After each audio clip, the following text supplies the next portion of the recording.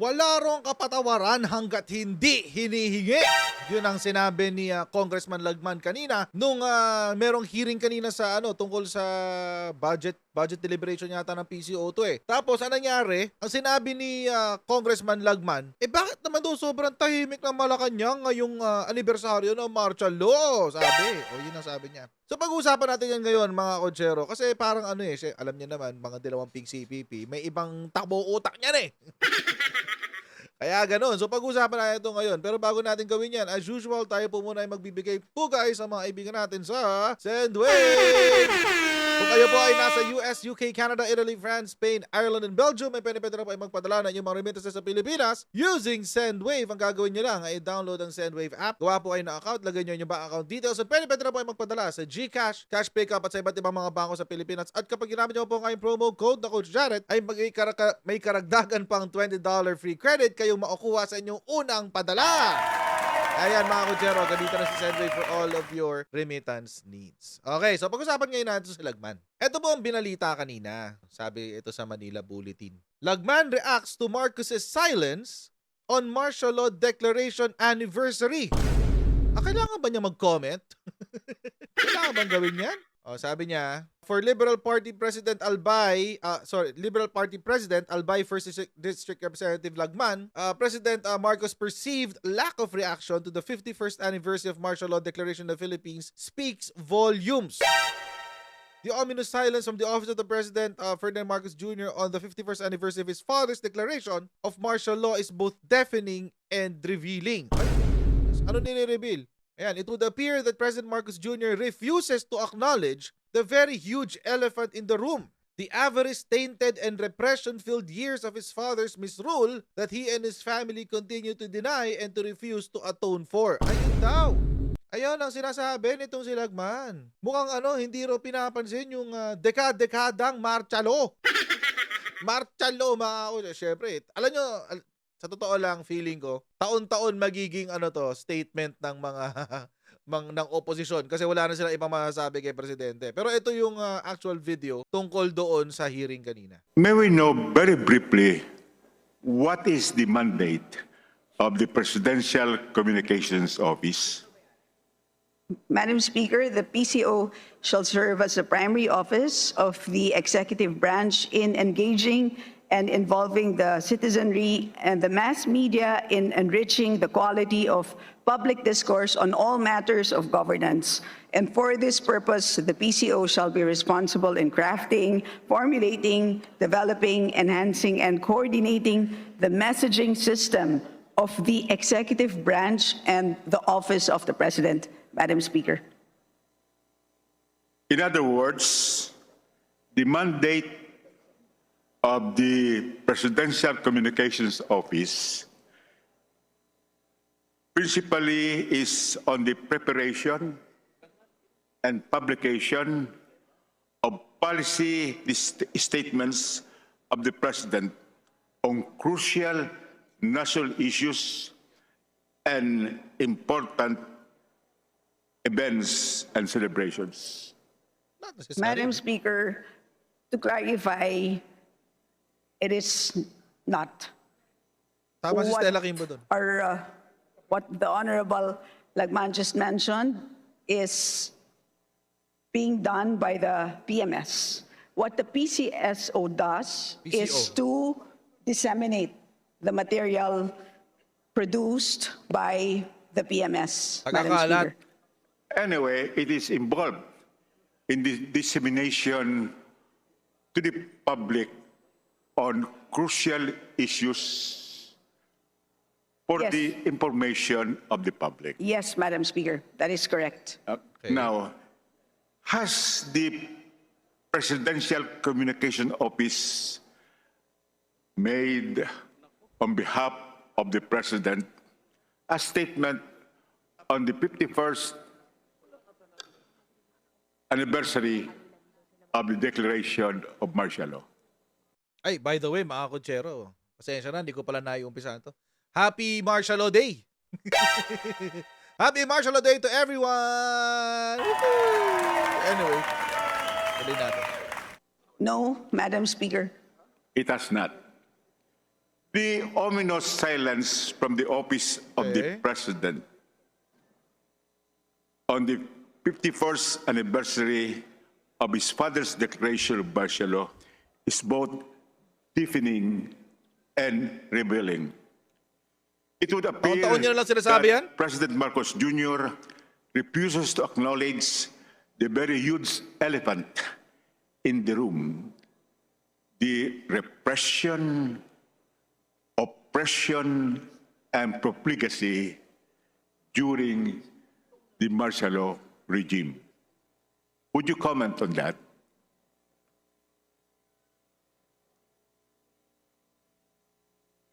Madam Speaker, the PCO's mandate is to communicate pronouncements from Malacanang. On its own, it cannot make a statement unless made by Malacanang, Okay. Madam Speaker. So there was no directive from Malacanang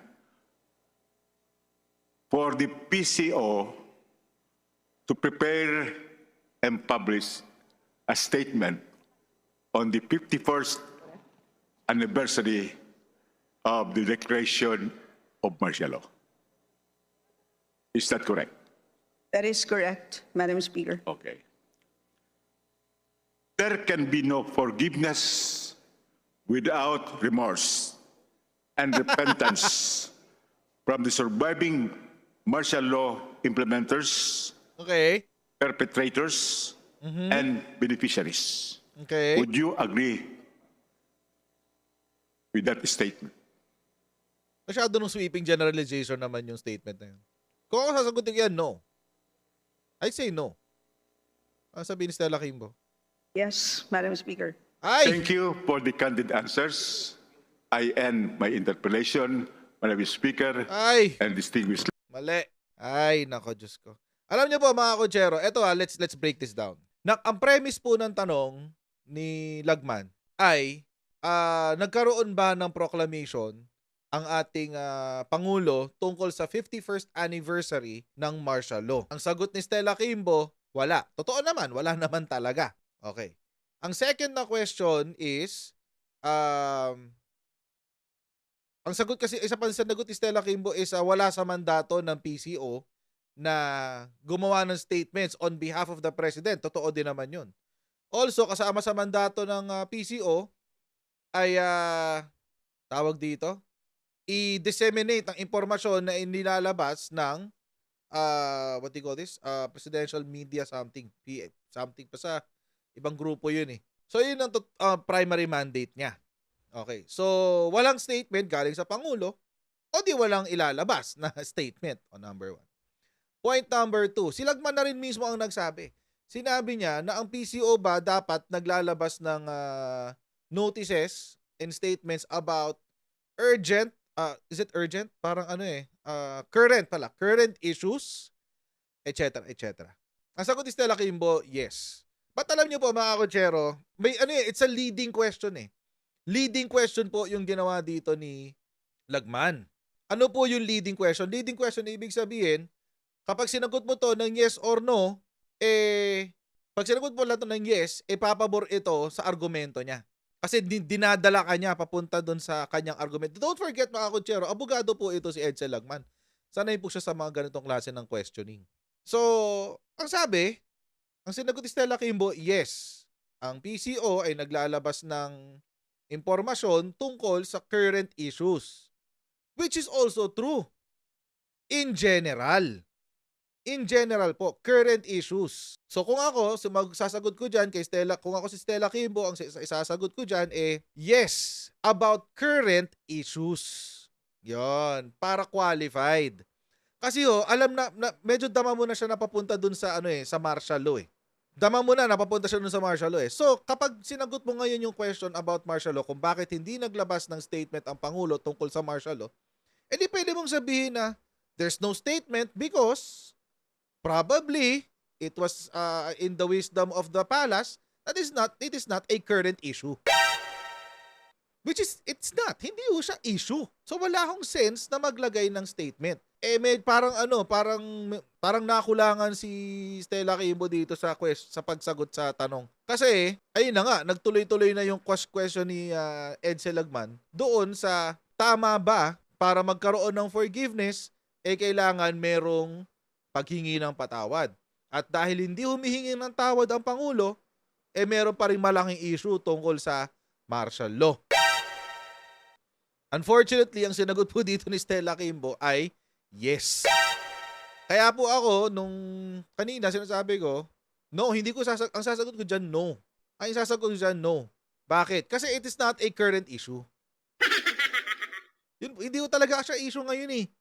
Ang gumagawa lang naman ng issue dyan, yung mga katulad ni Edsel Lagman na pinipilit yung naratiba nila.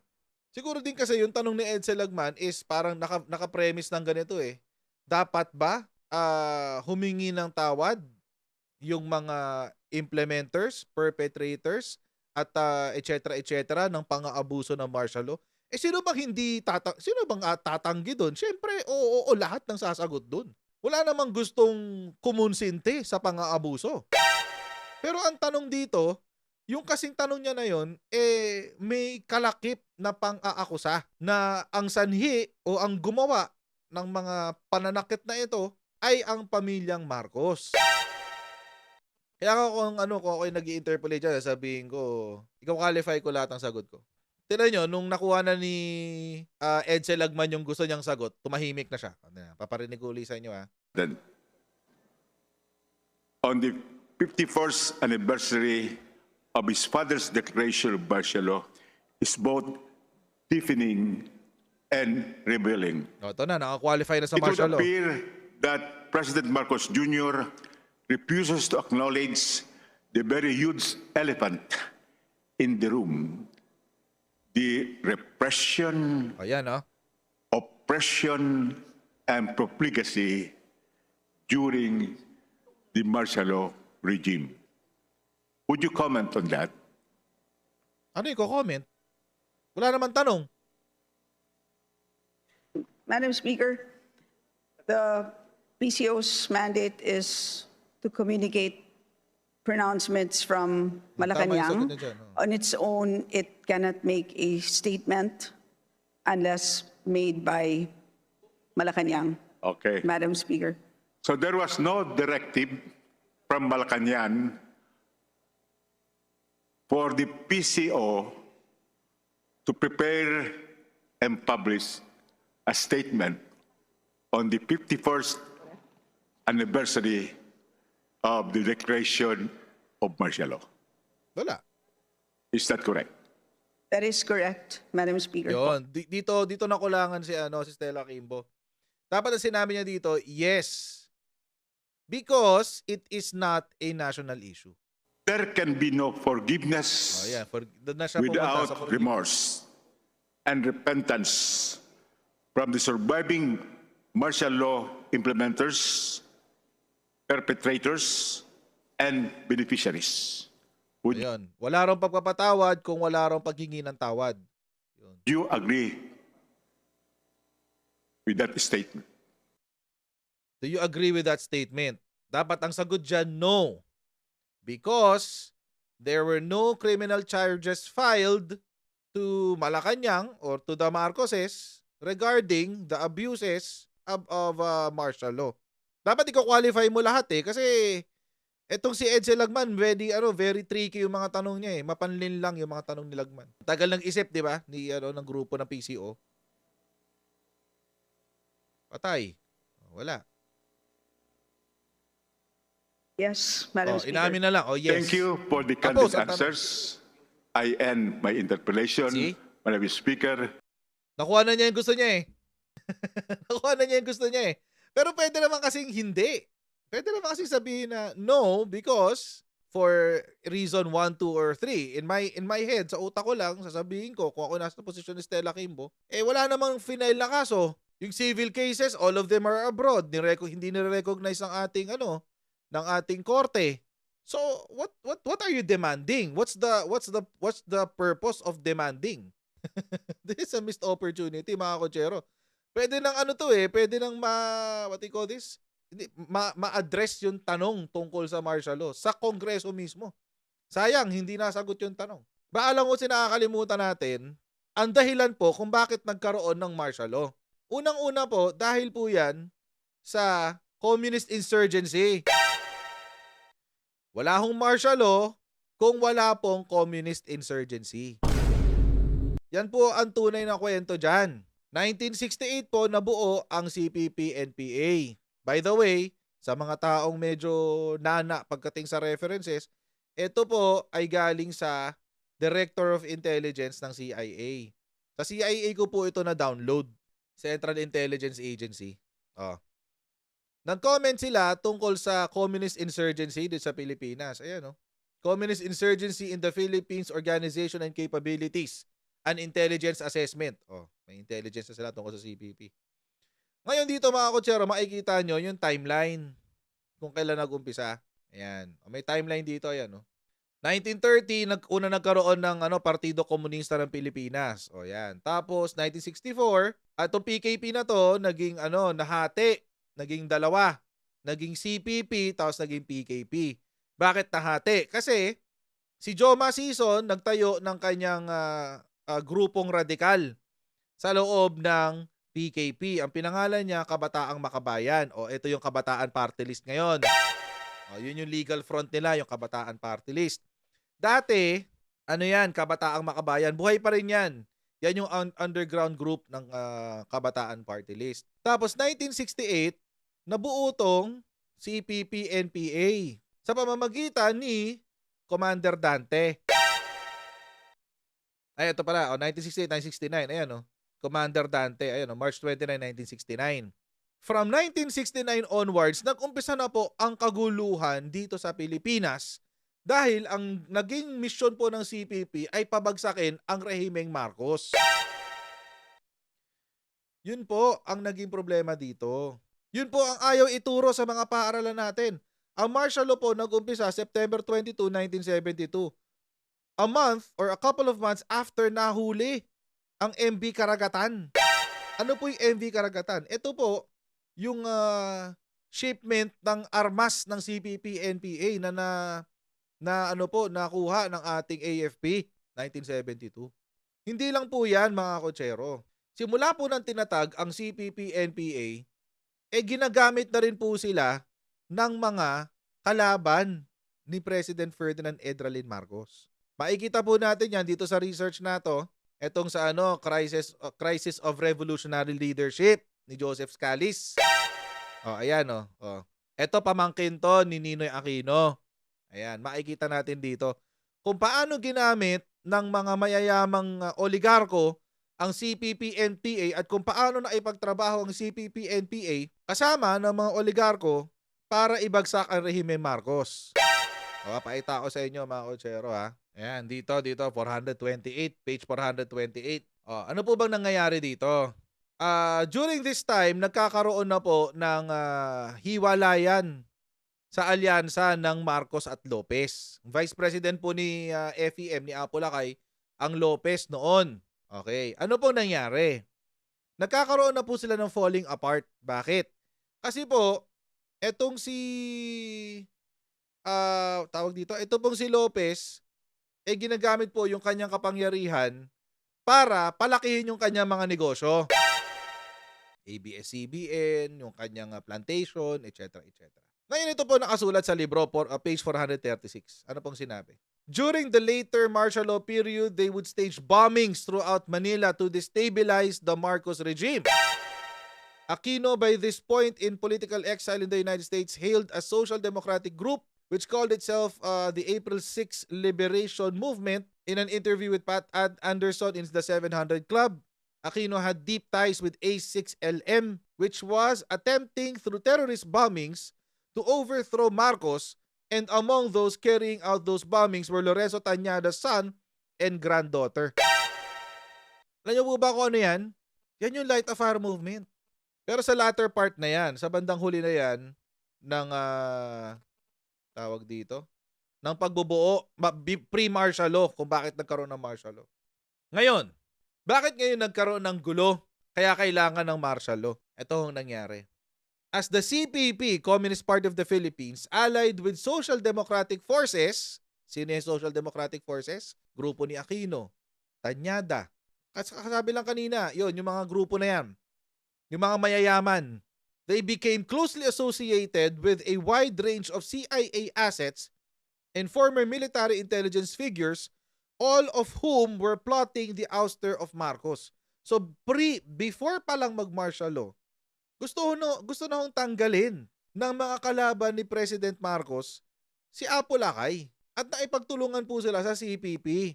Ngayon, a CIA agent and former head of military intelligence Bonifacio Gillego, who was a leader in the coup plots against Marcos, became a prominent speaker at KM rallies. O pati na nyo na ipagtrabaho pa sa CIA ang CPP. The KM was aware of Gillego's ties to the CIA and to military intelligence but claimed that he had been won over to the perspective of national democracy. Ito pa. Ito. Ngayon, dito ho natin makikita sa parte na to yung impluwensya ng mga mayayaman sa kaguluhan na ginagawa ng CPP. Ito na. The spikes and lulls in the protest movement from 1970 to 1972 closely followed the tensions between Lopez and Marcos. When Lopez was fighting Marcos, the KM was in the streets. When the tensions between Lopez and Marcos diminished, so too did the street battles. Alam nyo mga kutsero, nung panahon pala ng 1971 at 1970 hanggang 1972, kapag merong away ang Lopez at Marcos sa politika, lalakas ang KM, lalakas ang CPP. Magkakaroon ng mga protesta, etc. etc. Kapag naman medyo nagiging okay sila, nawawala ang mga protesta. So sino ngayon ang pumopondo? O di Lopez. The first break between Marcos and Lopez came at the end of 1969 and was followed by the first quarter storm. O sinong nanalo presidente si Apo Lakay for the second term. Tapos nagkaroon ng first quarter storm, which Lopez heavily funded and supported during the first 3 months of 1970. Imagine mga kutsero, para lang makakapit ka sa negosyo mo, para lang makakapit ka sa pagiging oligarko mo, gumamit ka ng mga grupong katulad ng CPP. Ganun o katindi. Ito ho ang mitya ng martial law. Nanggugulo ho ang mga mayayamang oligarko na gustong kontrolin ng gobyerno at ang CPP at yung unholy alliance na yan ang naging mitya ng martial law. Yan ho yun, naging mitya ng martial law. From 1970 to 1972, in the midst of a devastating economic crisis, mamaya pag-uusapan natin kung bakit nagkaroon ng economic crisis dyan.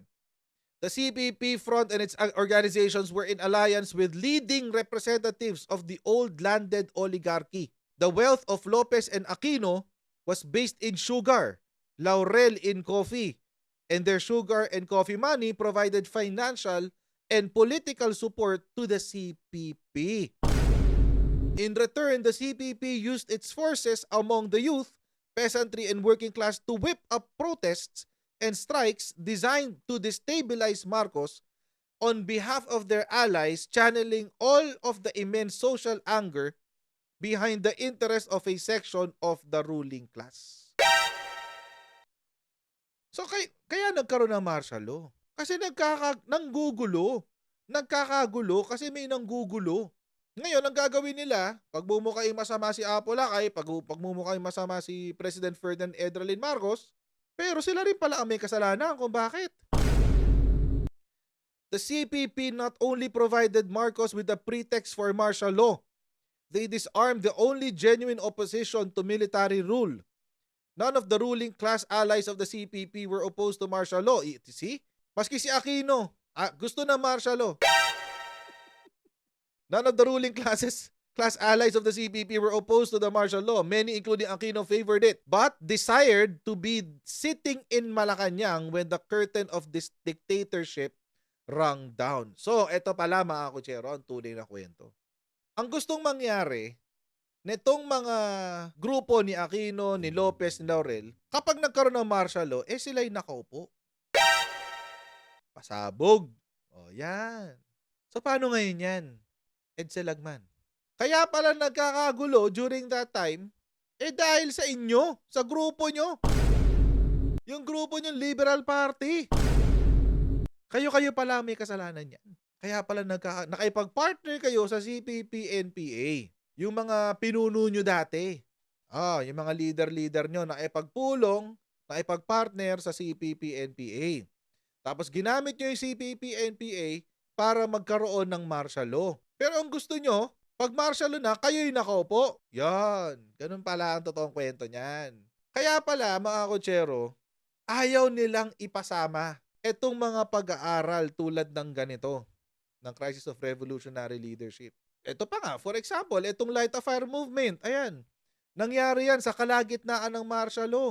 Sino ho ang mga miyembro nitong Light a Fire Movement, mga kotsero? Yung mga mayayaman nung panahon na yun. Ano, LAFAM. LFAM.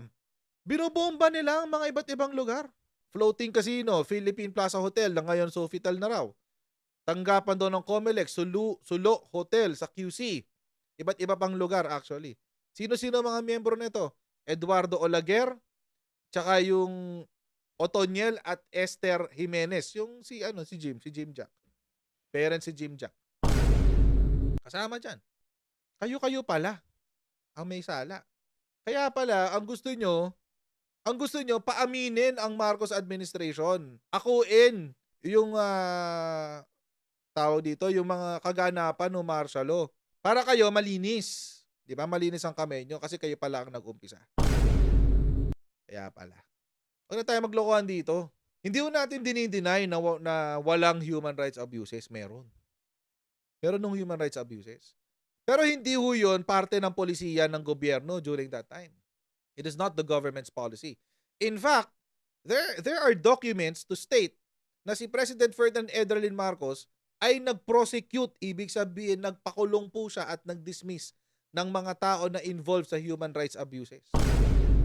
Meron po yan, documented ho yan. Documented din po na yung mga tao daw na pinatay, desaparecidos, tinorture, etc., ay miyembro ng teroristang grupong CPP-NPA. So para mahugasan nyo yung mga kamay nyo sa mga kasalanan nyo nung panahon ng martial law or yung mga bagay na nagpaumpisa ng martial law, gusto nyo akuin ng Marcos. Hindi. Kayo umamin. Ano ba talaga yung participation nyo? Never forget, di ba? We will not forget this. Hindi namin kakalimutan na inuto nyo ang taong bayan for a long time. Hindi rin namin kakalimutan na kayo, gusto nyong kontrolin ang kwento at naratiba tungkol sa kasaysayan. Totoo ho, mga kotsero, na meron dalawang kwento tungkol dito sa martial law. Ang problema, ayaw dinggin yung kabilang partido. So, paano magkakaroon ng totoong appreciation o honest appreciation ng kasaysayan natin kung yung mga contrary opinions ay hindi nyo pag-aaralan at hindi nyo tatanggapin?